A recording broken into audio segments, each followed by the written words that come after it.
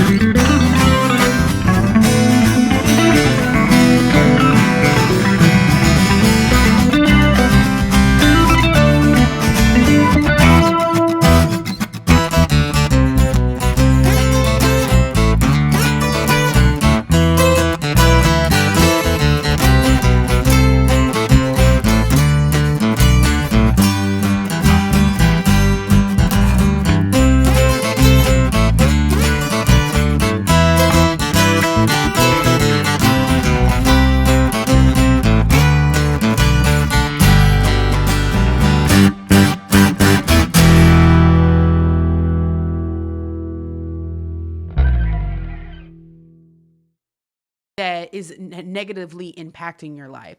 So, for example, in the other video, one of the examples was if your emotions are tied to their emotions and you can't be happy if they're not happy, like in any time. So there are just some things like that that kind of signify codependence. Now, if you know you're in a codependent relationship, you're in the right place. This is for you. So we're going to talk about how you can make yourself more whole and less susceptible to codependent relationships. Okay.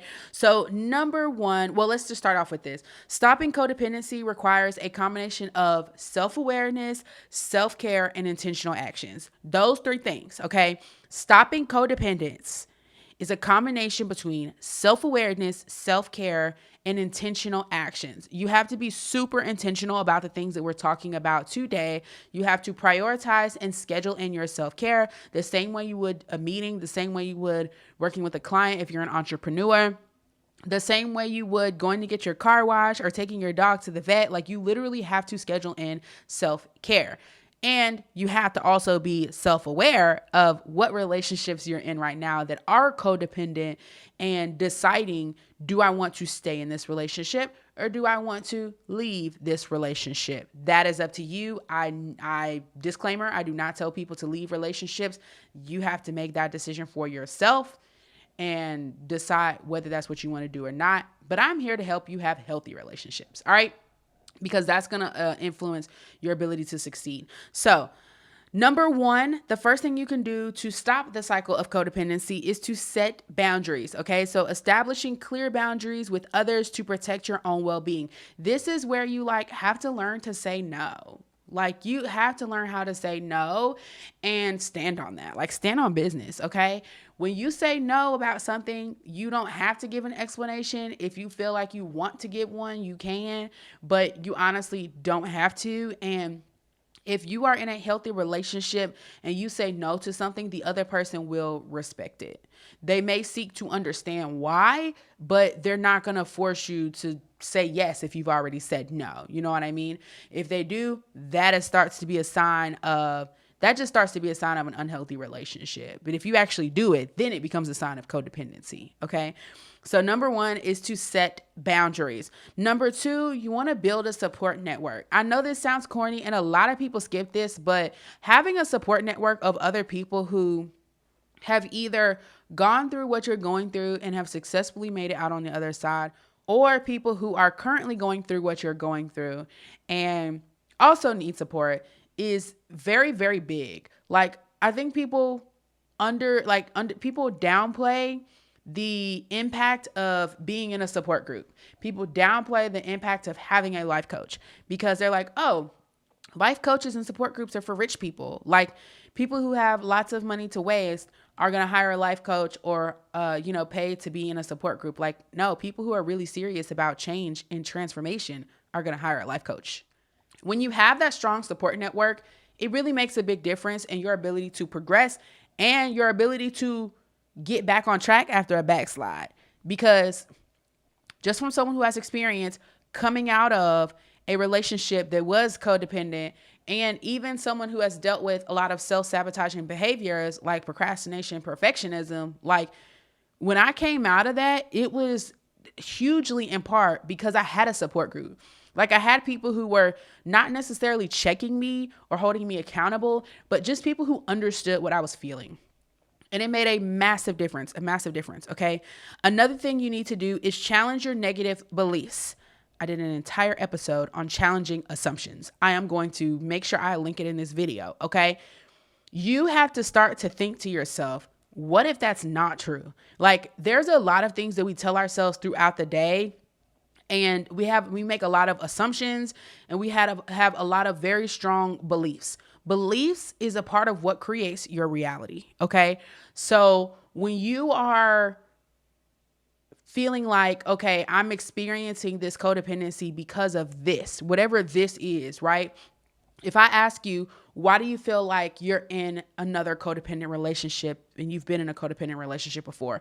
Whatever your answer is going to reveal some type of belief that you have about yourself, whether that means this is what I feel like I deserve, or maybe I feel like I'm being punished because I did such and such in my earlier adolescence, or, this is the type of man that I just happen to attract. Like whatever your answer is going to start to reveal what your beliefs are.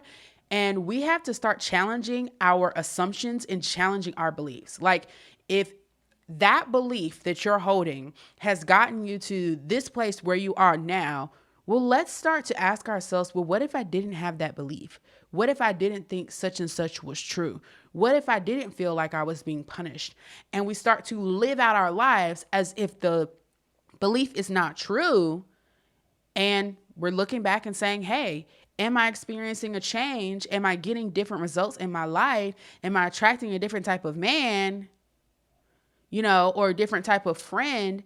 Because now I don't hold that belief anymore. So there's a lot of trial and error that happens, but it starts with challenging your beliefs and challenging your negative talk. It's not just like, oh, I know that I talk, mean to myself, so now I need to talk nice to myself. Like, no, there are deep-seated beliefs that you hold that either, you have gone through some things and you have those beliefs. Sometimes they come from your parents. Like if your mom told you you're never going to have a husband, you're never going to be married because I was never married. And now you hold the belief that you're not good enough to be married. And so you attract men who don't want to be married. Like it's a thing. Okay. And sometimes it's even generational. Like it's a generational curse. I'll do a video on that. But sometimes it's even a generational curse where it's like your grandmother was not married. Your mother was not married. And You may think to yourself, I would like to be married, but you're finding it really, really hard and you don't know why. It's a generational curse, okay? So curses are real, but you should challenge your negative beliefs, okay? The third thing that you can do, I'm sorry, that was number 3. The fourth thing that you can do is intentionally cultivate independence. So codependency, a lot of times you start to lose yourself and you lose your identity in that relationship. And that's why your emotions and thoughts and beliefs are so closely tied to the other person. So if you just do something as simple as, I'm going to take myself on a date once a week, or I'm going to go find a new hobby that has nothing to do with my partner or nothing to do with my friend, right? Like, if you intentionally step out and say, what is it that I like, and let me discover and go do those things by myself, that's going to help you start to cultivate a healthy sense of independence. Even in a relationship, you want to have a healthy sense of independence because that's going to help your relationship thrive. Your partner should have their own likes and dislikes as well. You're still an individual person. Like, you're one.